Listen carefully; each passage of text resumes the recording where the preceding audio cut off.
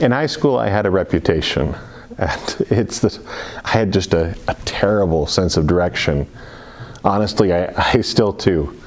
But I remember one time in particular, and my parents, they let me go to a concert with a friend. They knew that I had a bad sense of direction. What they didn't realize is that my friend also had a terrible sense of direction. And so we made it to the concert just fine. We got there, we had a great time. When we started to go home though, we kept going in circles. In the town we're in, they had this giant fiberglass cow.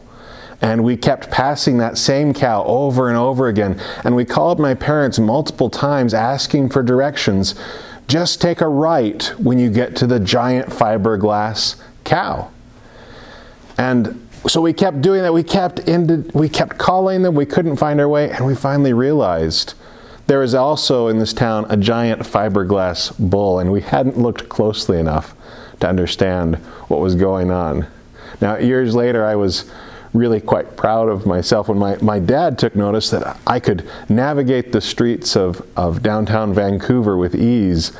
What I didn't tell him was that I was using a GPS. Have you ever gotten really lost? Maybe you're one of those people who has an innate sense of direction, or maybe you just have a hard time admitting when you're lost. Maybe you have a hard time asking for directions. Sometimes that's me. Sometimes I need my wife to remind me to ask for help. What about emotionally? Have you ever been emotionally lost? Spiritually lost? Who do we go to when we need to ask directions? Go ahead and turn to Exodus chapter 13. I'm going to read starting in verse 17. When Pharaoh let the people go, God did not lead them by the way of the land of the Philistines, although that was nearer. For God said, lest the people change their minds when they see war and return to Egypt. But God led the people around by the way of the wilderness toward the Red Sea, and the people of Israel went up out of the land of Egypt, equipped for battle. And the Lord went before them by day in a pillar of cloud to lead them along the way, and by night in a pillar of fire to give them light, that they might travel by day and by night. The pillar of cloud by day and the pillar of fire by night did not depart from before the people. So I think it's really easy to conflate the wandering, indirect route of the Israelites with being lost. You always want to have a destination, maybe even a solid ETA or estimated time of arrival. And so it's easy to see the Israelites' meanderings as being lost. So why didn't God send his people directly to the promised land? He could have, but he didn't. You see, the difference between being a wanderer and being lost is identity. Let me say that again. The difference between being a wanderer and being lost is identity. You see, God rescued a nation of slaves, and that was their identity. But he rescued them because he had a commitment to their ancestors that they would be his people. And so when he took them out of Egypt, they had a new identity that they had to get used to, that they had to begin to understand.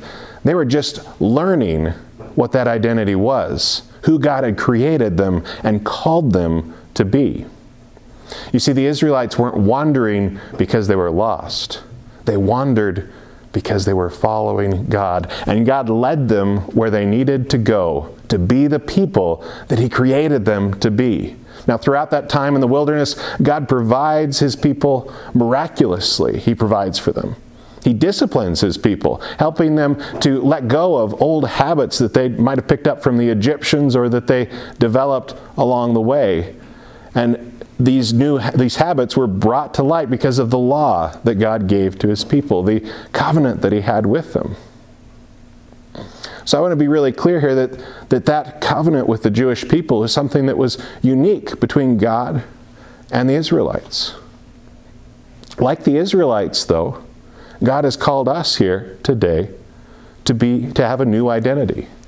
We're gathering today remotely as a local church.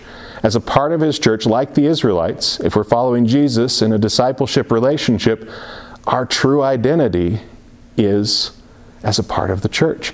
And we are in the process of really understanding and living that truth ourselves. So last week we talked about our calling as individuals, considering the calling that God gave to Moses.